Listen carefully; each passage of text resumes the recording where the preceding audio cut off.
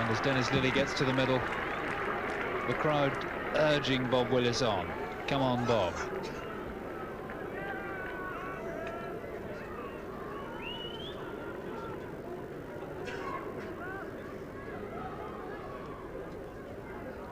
A little before this time yesterday, English cricket was being buried.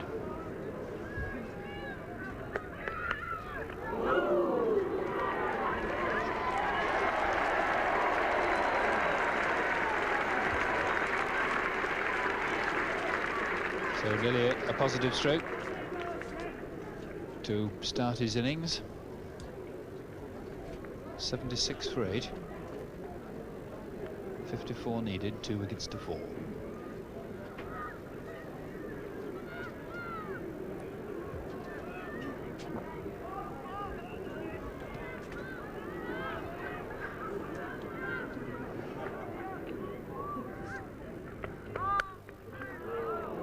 Another no ball.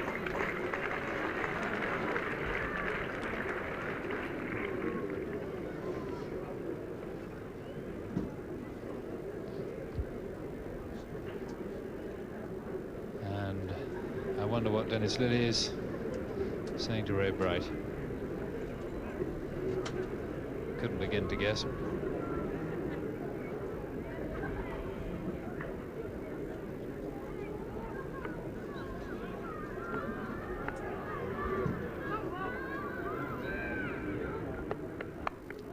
Kept down, no gully, 1 run to Bright.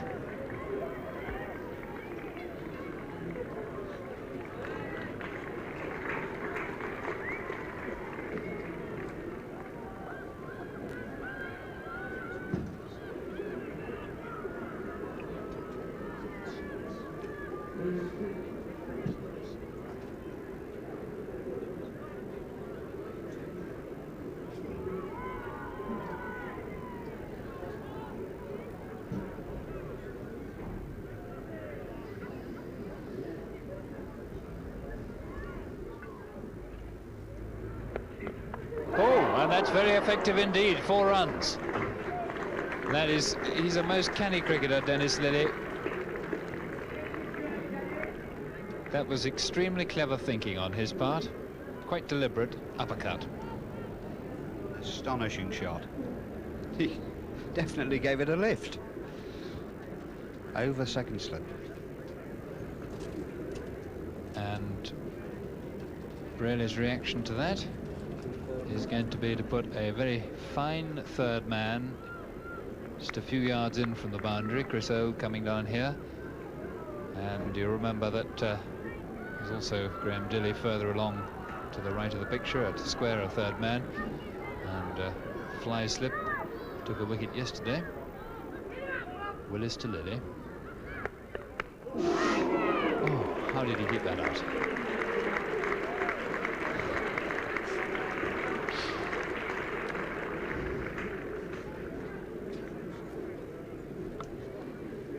And that's almost the first time Dennis Lillee's got the ball up in the batsman's half, and it very nearly got a wicket. Bob Willis, of course. 48 to win.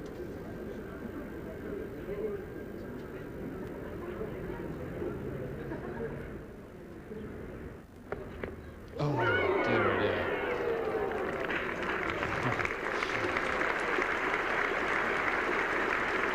So Bob Willis, 13 overs, 3 maidens, 6 wickets for 30.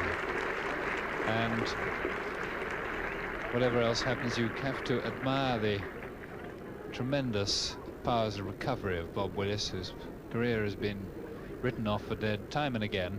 He was under the surgeon's knife in the winter, having yet another knee operation, but who has one of the biggest hearts in cricket. 82 for 8. And Willis has taken 6 of the last 7 wickets, and don't forget, Australia were 56 for 1 at one point.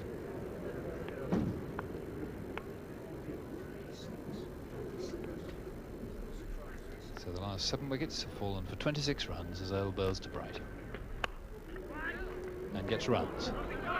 Should be 2, Gower after it. Lily wants it, Bright doesn't.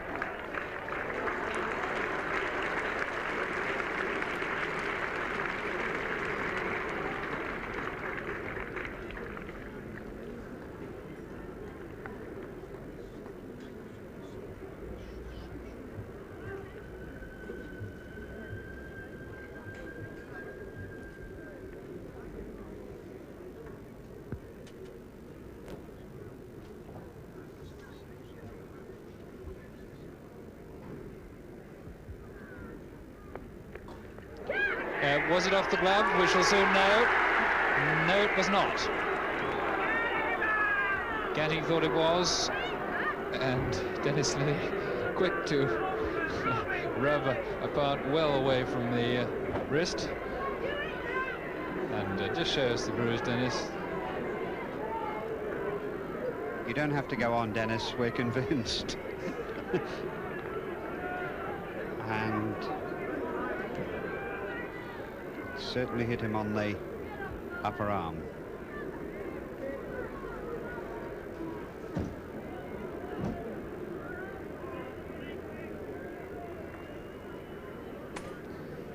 So that's when the coolness of umpires is vital to a batsman's chances. Umpire. Yes, and he was comfortably underneath it.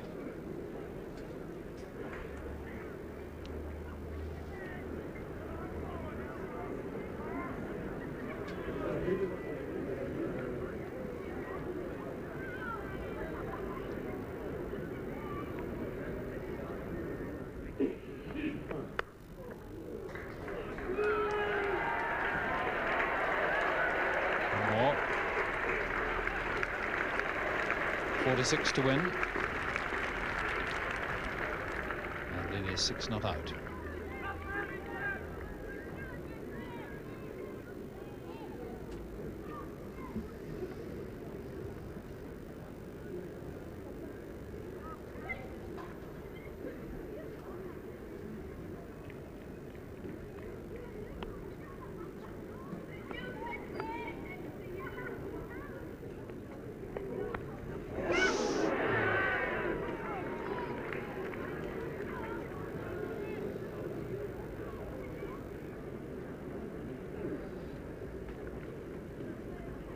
I think between them, they've decided that if they're going to get any runs, they're going to have a dart at Chris Old. I think anything reasonably well pitched up, I think we'll probably see Ray Bright and Dennis Lillee having a crack at it.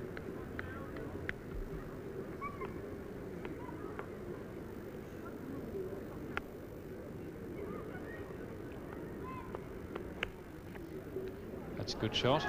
Willis getting round in front of the pavilion, but they've got 2 runs.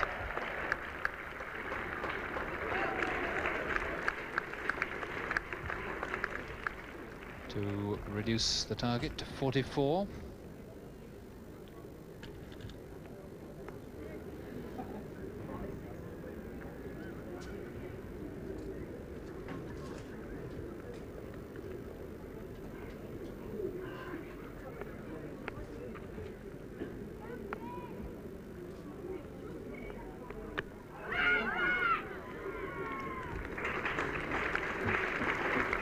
End of Chris Earls over. And that is the extraordinary Australian second innings card, going in needing 130 to win and getting off to a good start, and then Wood going caught behind and the rot suddenly setting in just before lunch. And from 56 for 1 it has gone now to 86 for 8. Willis 6 for 30, the key figure as far as England are concerned, although Old keeping him very effective company at the moment. And now to take over the commentary at this fascinating point, Richie Benaud. And Bob Willis running in to Dennis Lillee.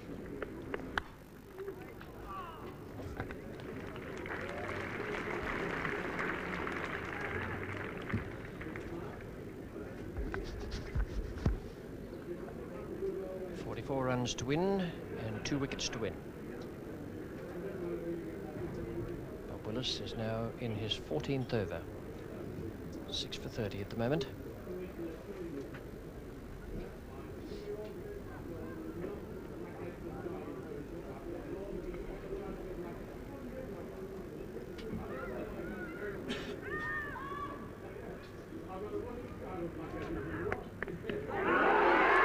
Probably going down the leg side, I would think. But there'll be a lot of excited shouts out there, and a lot from the crowd as well.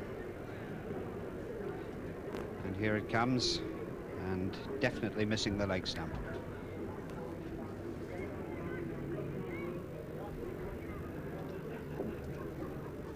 Get a better view there. Missing by, I would think, another stump's width.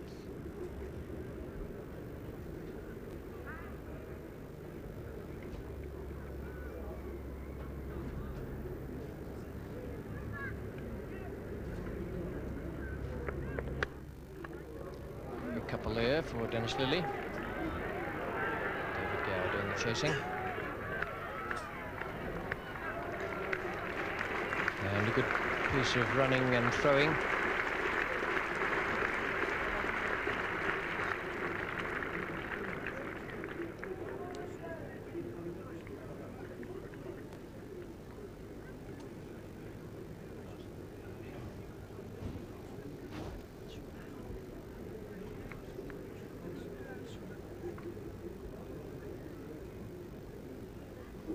Lillee goes to 8, Bright is 7, 88 for 8.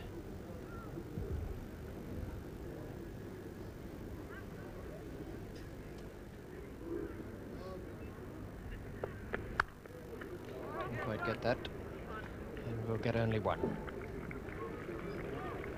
Peter Willey, the man at square.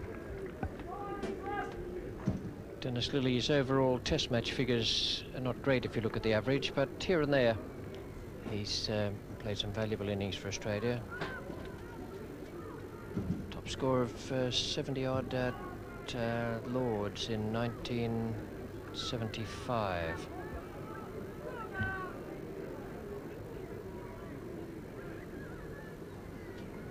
That's right, 73 not out at Lords in 1975. 51 test matches. It's Ray Bright taking strike.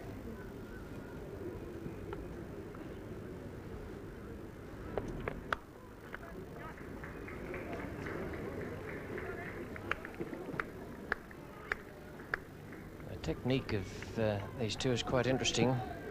They've both decided that they're not likely to get anything in their half from Bob Willis. They're onto the back foot and trying to work the ball away on the onside just about all the time. 9 to each batsman. 91 for 8. Another test match average of 15 there for Ray Bright, but many fewer runs.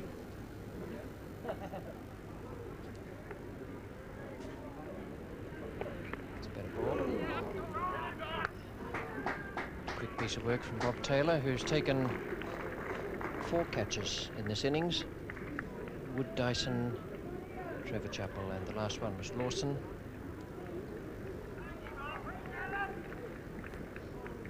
And the last one he took gave him that record of 1,271 catches in first-class cricket.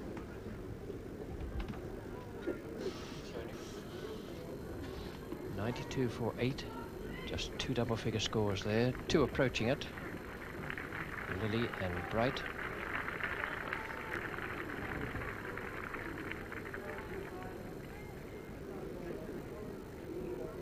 .38 to win for Australia, 2 wickets for England. Crisald.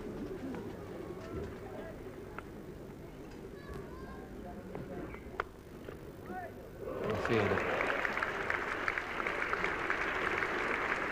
And that's on his bad side as well, the right hand, the damaged hand for Peter Willey. Brave effort to stop what would certainly have been 2, might even have gone for 4. And you have only 38 runs to play with. It's a case of throw yourself at everything.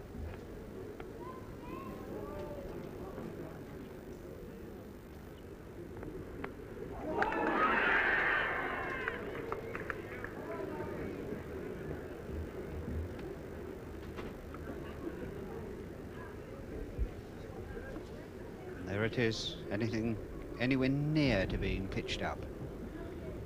And I think these two batsmen are going to throw their bats. The tactics on both sides are right, that these two have got to play as many strokes as they can, and England must keep the ball just as they can't quite drive. Oh, that's a good shot.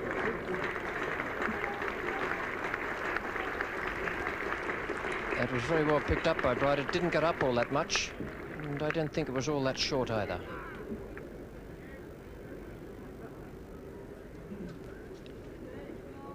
And Chris Holt dragging this one down a little, and Ray Bright onto it like a shot. Very, very good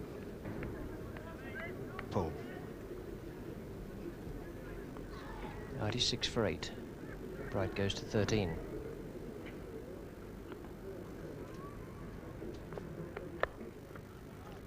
Dilley's at mid-on.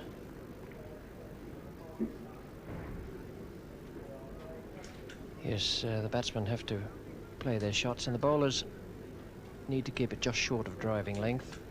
The pitch is unpredictable enough that the ball will move around off the seam, or perhaps play at varying heights.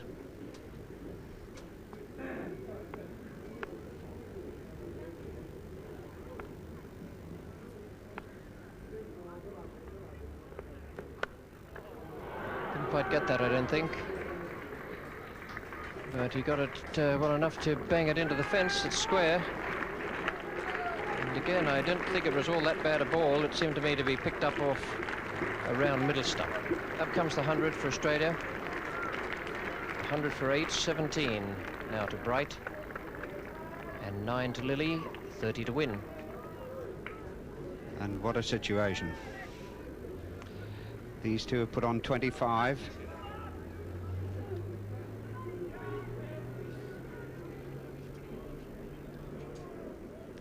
And this is a super stroke. Just drifting perhaps a little bit down the leg side. Not really. He whipped it off the middle.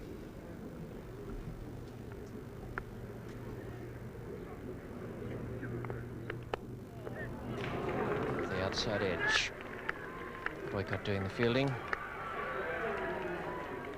Yes, with that previous ball I was doing Chris Holt a bit of an injustice when I said it was probably pitching around middle and leg, because it started off on off stump and then cut in. So there's no real blame there for Old. 102 for 8, and Bright has gone to 19. 28 to win now. Lillee has made 9 and is taking strike. So now that a little bit of pressure is back on the England bowlers, what do this Australian pair have in mind? Do they keep on playing their shots, which has been successful so far? At the moment they came together with a score of 75. There's 27 been added. And the field now is scattered. That's how much extra pressure has been put on. Just 2 slips and a wide gully. Man behind square waiting for the hook. Botham's at gully.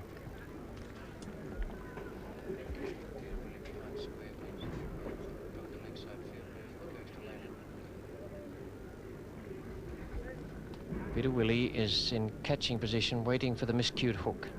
He's just behind square leg. Some 15 to 20 yards behind the umpire and just behind the line of square.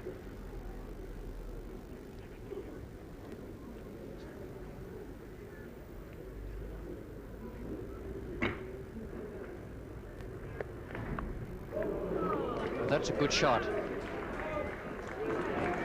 It just couldn't have been placed better by Dennis Lillee. You wouldn't believe that the ball could get between Chris Holt and Graham Dilley down there on the boundary. And a very good shot, this. Just ran it down there. Beautifully played and beautifully placed. Absolutely bisected the two people down there.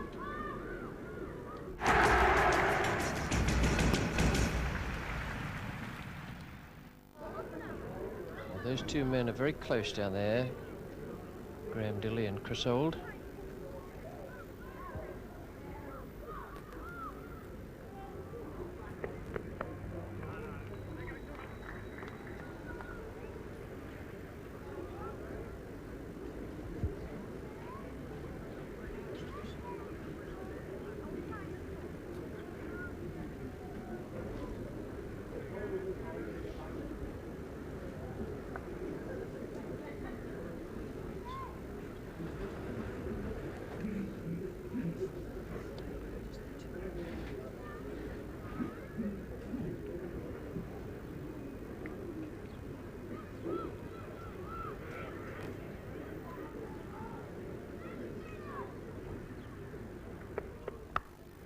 That's a good shot.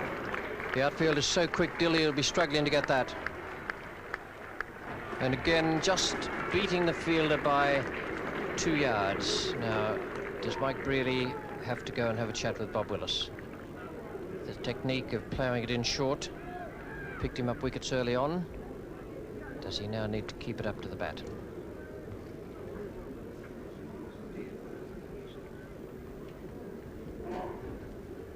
20 runs to win now. Well, no word from Brearley, other than to keep Graham Dilley a little squarer. Lilly is 17, Bright 19.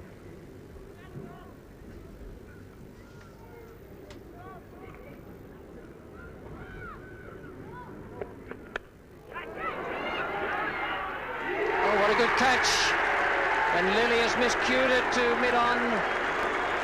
Gatting didn't sight it to start with, couldn't pick it up in the background, then got it, and it needed a dive forward to take a great catch. 110 for 9, and the first one Willis got up into Lilly's half, produced the wicket. Lilly out for 17, caught Gatting, bowled Willis.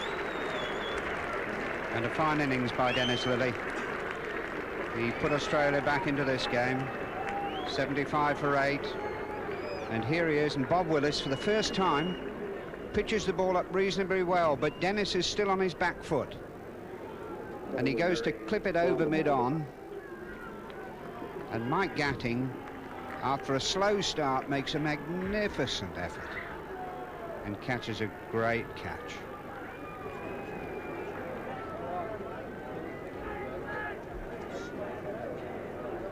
The last man for Australia comes in with 20 runs needed to win, Terry Alderman.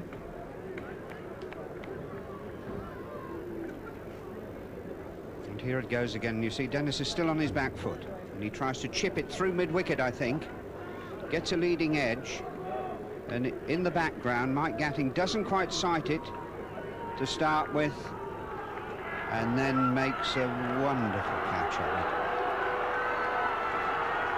That was a good catch. Just imagine Gatting's feelings as he tried to sight the ball, knowing it was somewhere on its way towards him, and then he had to push off his left foot and try and make the ground. The shout's there for Bob Willis. It's come on Bob, who has just notched his best ever test match bowling figures.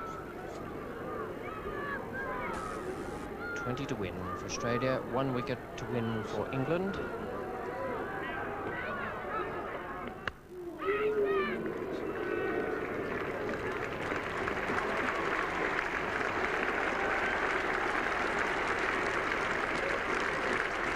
Great performance this.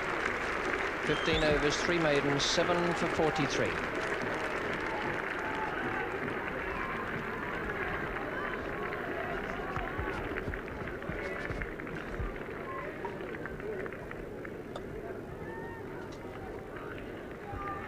And all the fairy tale endings, I suppose. The real one would be for Ian Botham to take the final wicket. He's done so much in this game so far with 6 for 95, 50, 149 not out, and 1 for 14 to date. 110 for 9. Still 20 to win. Ray Bright has strike. Everyone has gone around the boundary, as they were for Botham when he batted. They're going to allow Bright to take the single.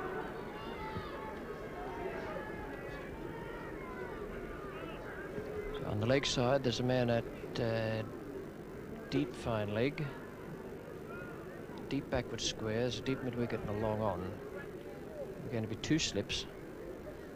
Then there's the third man, cover and mid-off on the fence, both of them to Bright.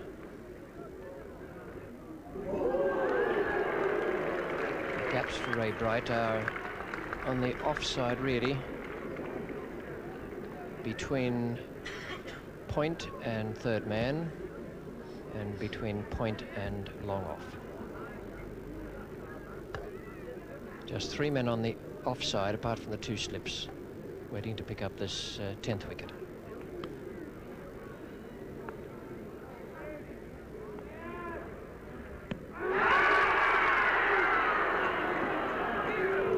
We'll take the single there, take it down to 19 to win.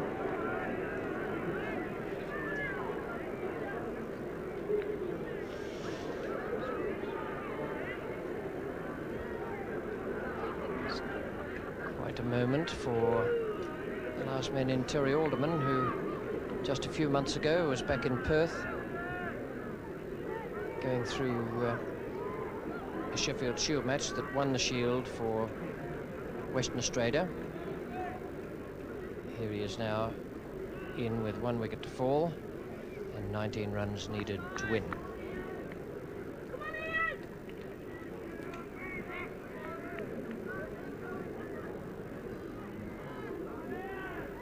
Botham to Alderman.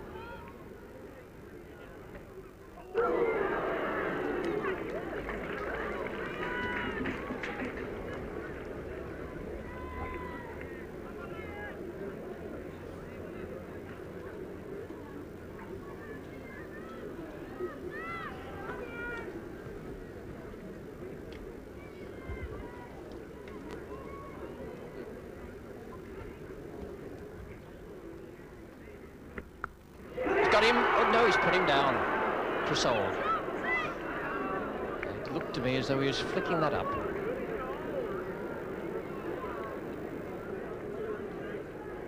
Third slip. Certainly appeared to carry this one, and Chris seemed to have it absolutely under control. But it's gone out. Well, there's been one great catch by Graham Dilley in this crucial situation. Those vital catches matter so much.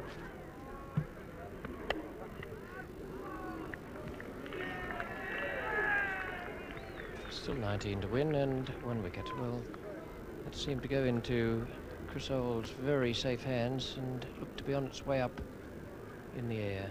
A little flick up, a little flick of triumph, and it actually went to ground.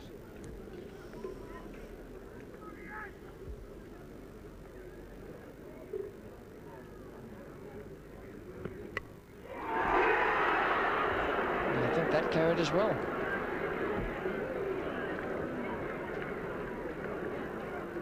It's just as well as not Keith Fletcher.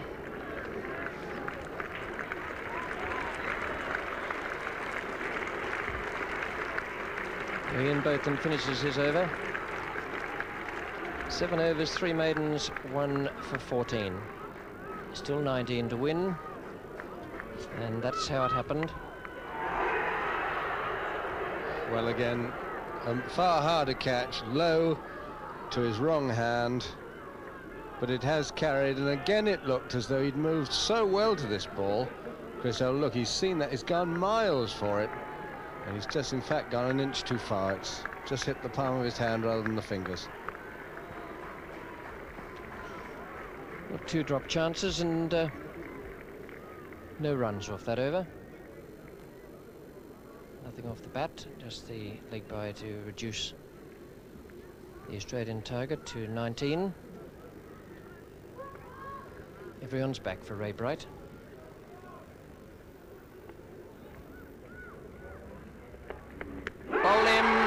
it's all over, and it is one of the most fantastic victories ever known in Test cricket history.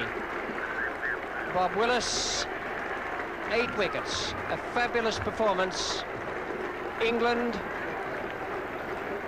have won this match after one of the most astonishing fightbacks you could ever see.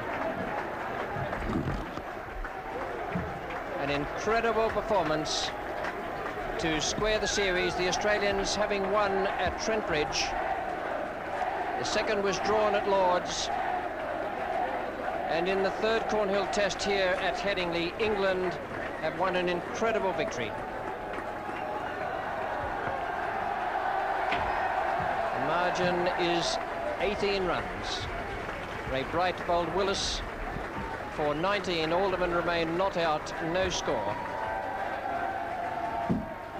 And this last wicket is one that will be remembered for a long, long time.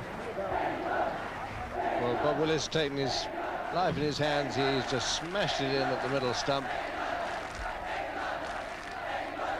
And he'll remember that sight for a long time. Wood was out for 10, Dyson 34, Chappell 8, Hughes no score, Yallop no score, Border no score, Marsh 4, Bright 19, Lawson 1, Lilly 17, and Alderman not out, no score. 111, including 18 extras. And the bowling figures: R.G.D. Willis, 15.1, 3, 43, 8. Ian Botham 1 for 14, Chris Old 1 for 21, Graham Dilley none for 11, and Peter Willey no wicket for 4. Well, I said this morning, the way Willis was running in, that I'd expect him to get wickets. I don't think anybody could have expected such a fantastic return. It all started when he was switched from running up the hill, where he'd been no-balled once or twice. I think he went to the captain. He may have even asked for the downhill end. And the moment he did, he went up to the Kirkstall Lane end. He was a totally different bowler. He was very quick, very aggressive.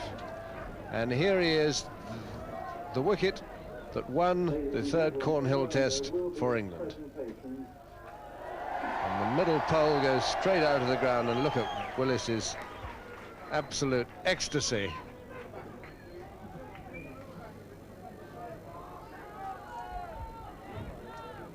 The story of the match: Australia, having won the toss and batted, 401 for 9 declared. England 174 and 356. Australia 111. England won by 18 runs. In the Australian innings, just 4 men reached double figures. The England team, led by Mike Brearley, come out for the presentation of the awards for this Cornhill Test. End of the match award to be presented by former England fast bowler Fred Tribb.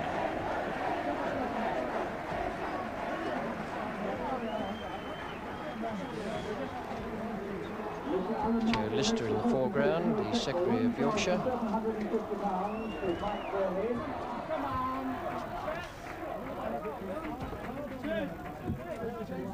Turn this way.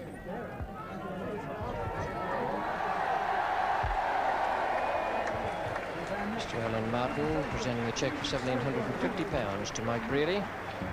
All umpires in the Cornhill series receiving medallions.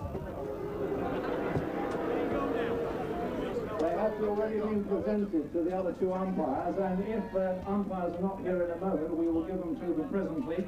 There is also a presentation scheduled of another Cornhill commemorative medallion to the head groundsman, Mr. Keith Boyce.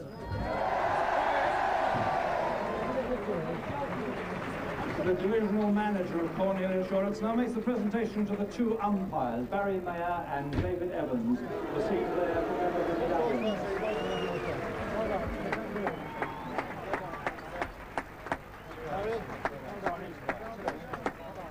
And medallion to the head groundsman, Mr. Keith Boyce.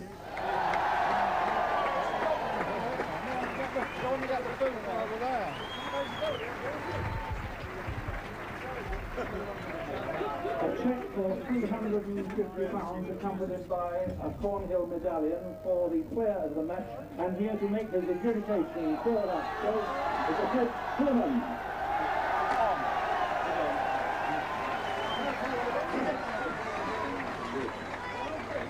Well, ladies and gentlemen, what a test match. That's fantastic. There has been some great performances. That 100 by John Dyson, that 89 by Kim Hughes, 58 by Graham Yallop, wicket-keeping record for Rod Marsh.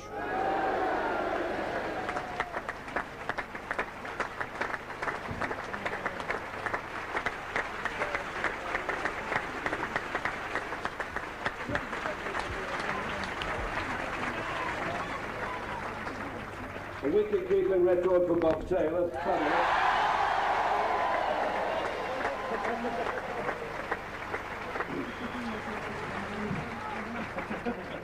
And an all-round performance, which I think is one of the best I've ever seen in Test cricket. In my opinion, a captain's performance that came one match too late. Ian Botham.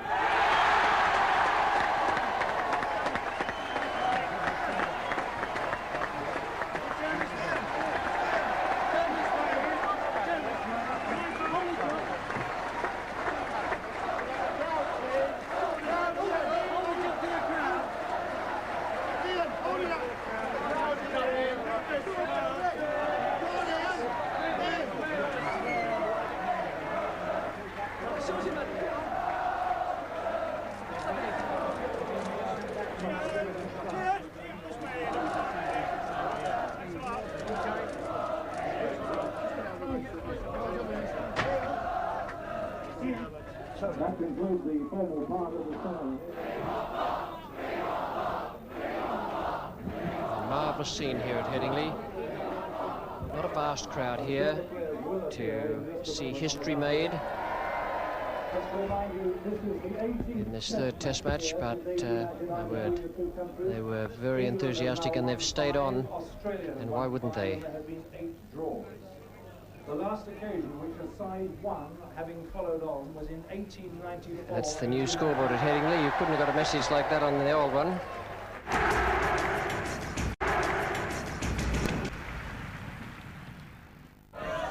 Mike, I don't know quite what adjective to use. It has to be one of the most fantastic victories in all Test match history. You said it. They say it too. I mean, what are your thoughts looking back? Because when you followed on, you were almost as dead as a dodo. You were 105 for 5, and look what's happened now. I don't really think about it, you know. It's, I don't know, Ian Botham, they called him Jessup in the papers today. I mean, it was the most remarkable innings I've ever seen, I should think, in the Test match. We didn't bowl very well those first 2 days, did we? Not very. The out cricket let you down a bit. Yeah, I think it was a good pitch to bowl on throughout, and 200 wasn't a bad score. 170 wasn't a bad score, and we got 350. Right, let's go back to the first thing this morning, Mike. You were all out for 356. They wanted 130 to win, and Ian Botham said to me on this balcony last night, if we get another 50, it's going to be interesting. So what were your thoughts when you went out there? Obviously, we wanted more runs if we possibly could, but you never knew. I mean, if you get your tail up on that wicket, really, it's jolly hard to bat, and I think Bob Willis bowled an inspired spell. I mean, it's like the Bob Willis of a couple of years ago, 2 or 3 years ago. What an achievement, though. He came back had an operation in the winter, came back from the tour. Nobody thought he'd play for England again. He's got 8 for nothing. Magnificent. And what about the catches? 1 or 2 vital catches held at crucial moments? Good catches. Graham Dillis wasn't the worst, was it, on the boundary? Nor that one at mid-on. The one at mid-on, Mike, and his other one at short leg, Mike Gatting. Yeah. Terrific. But what an astonishing transformation we have, because not so long ago you were facing a situation where you were going to be 2 down, 3 to go, and Australia were well on the way to winning back the Ashes. Now the whole thing is open again. It's made the series. I'll see them at the next test. Now a little champagne, no doubt. Yeah. Well done, Mike. Tremendous. Thank you.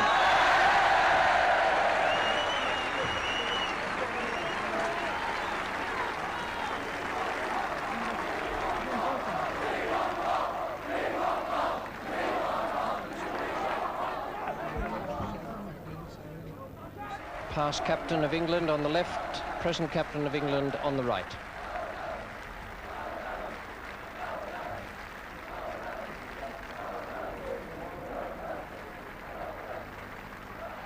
Kim, it's always nice for the losing captain to come out.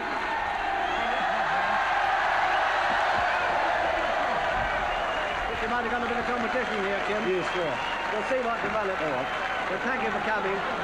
Can we have a bit of a hug on the losing skipper? It's been very nice of him to come out here, ladies and gentlemen. Kim, what can I say? What do you want to say to Mike Brearley at the end of a most incredible match of cricket? Well, naturally, we were very, very disappointed, but I thought England played very, very well indeed in the last two sessions in particular, and they deserved their victory. Naturally, as I said, we're very disappointed because apart from really the session this afternoon and a bit before lunch, and then when Boff played so very, very well in the last session yesterday, I thought we put in a very good performance. But I mean, the great thing is that the people enjoyed the game. Obviously, it was great for cricket, and I'm sure that's what I'm really proud of.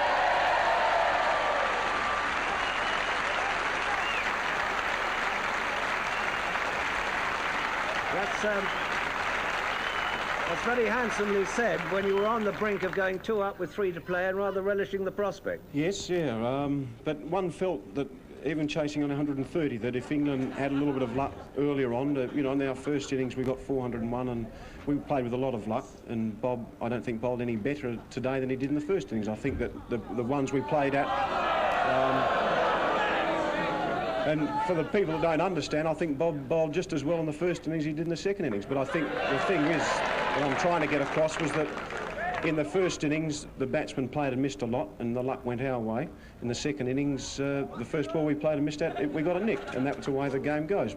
And I think, whilst it did turn out to be a good game, it was just a bit of a raffle in just whether you're going to get a nick earlier on and that sort of thing. But congratulations to England. But there's still another 3 tests to go, and I think it's set the scene for a very, very interesting sort of another couple of months.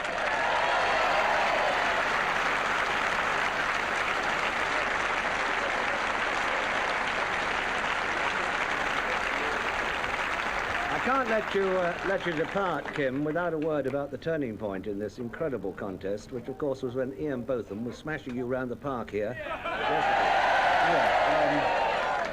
I think, as I said, Both's sort of gone through a trough for a long while, and we've had a little bit of luck, I suppose, in the first, well, for the first 2 tests, and then for the first 3 days, everything has gone our way, I think, most of the time. And all of a sudden, everything went Both's way in a real big hurry, and he's the sort of guy that, even when he mishits them, he's got such brute strength that he hits through the ball so well. And there wasn't really much we could do. You know, I thought our bowlers still bowled just as well as we did the first innings, but things were going his way, and he played particularly well. And he's one of the few players in the world that can do that to any sort of attack in the world. And unfortunately, it's not coming for us.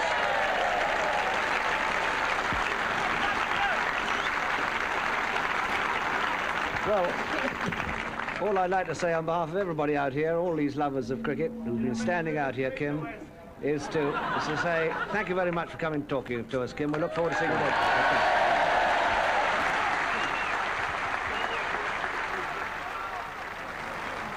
Here indeed is Ian Botham. Ian, I seem to spend my life talking to you. It was a great joy talking to you on this balcony last night, and now you've had time to reflect about it all. You've had a magnificent and unpredictable victory. What are your feelings looking back on it all? Not bad. It's always difficult for an interview when you get a monosyllabic or duosyllabic answer. You must be able to add a bit of that. Obviously, I checked out of the hotel yesterday morning, and perhaps that's the secret. I don't know. Well, maybe I can get you to talk about the bowling of your colleague Bob Willis. Yeah. He's flaked out in the bath at the moment. I don't blame him. It was tremendous, absolutely magnificent piece of bowling, and it was great to see Bob come back and prove all his critics wrong this winter when they wrote him off.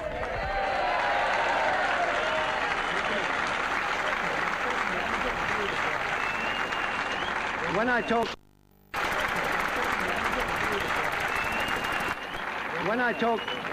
to you, Ian, last night on this balcony after that superb 100, you said, well, if we can get another 50, it might be interesting. And in fact, you got another 4 or 5, didn't you?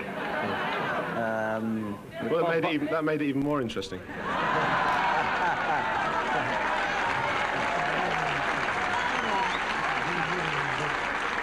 So what was the mood of the England team when you went out and you knew you only had 130 runs to play with? Well, we knew the wicket's been a little bit unpredictable all match, to put it mildly, and we felt that if we could get an early breakthrough, anything could happen, and Australia seemed to be going along quite steadily, and then Bob bowled that over, those 3 wickets just before lunch, and it was that was the turning point, really. Right. And also, just another thing, we caught them. That helped. Yes, including you. Yeah, including me. Yeah, I've gone off the mark. It's just Gucci to go now. It was a lovely catch you took. Well, how do you see the rest of the series then? All square 3 to play. Well,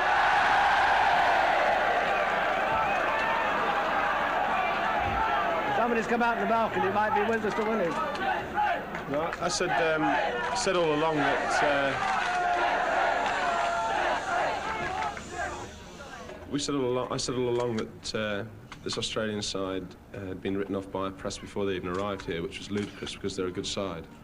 And mind, we were written off the other night, weren't we? What were we? Pathetic, bottom of the barrel or something, England. But thought you said you checked out of the hotel. But we proved it right. He's lovely, isn't he? Ian, God bless you for coming out. Best of luck for the rest of the series. And as all-round performances go, as Fred Truman said, we haven't seen many like it. Marvellous. Very good.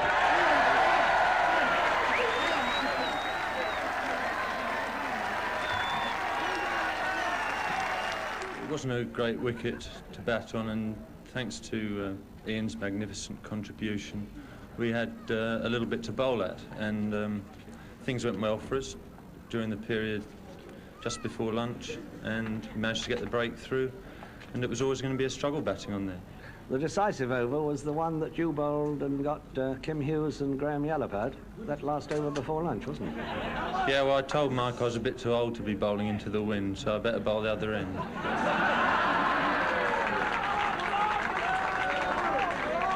How many Test careers do you reckon you've had, Bob? You've been written off a time or two and have come back in tremendous triumph. Every time people say you're due for a pension, you come up with the goods again. Well, until you retire, Peter, I haven't got any other job to do, you see.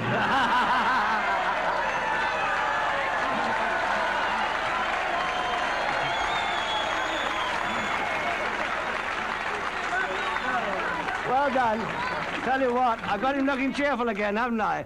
Tremendous. Thanks a lot, Bob. Okay.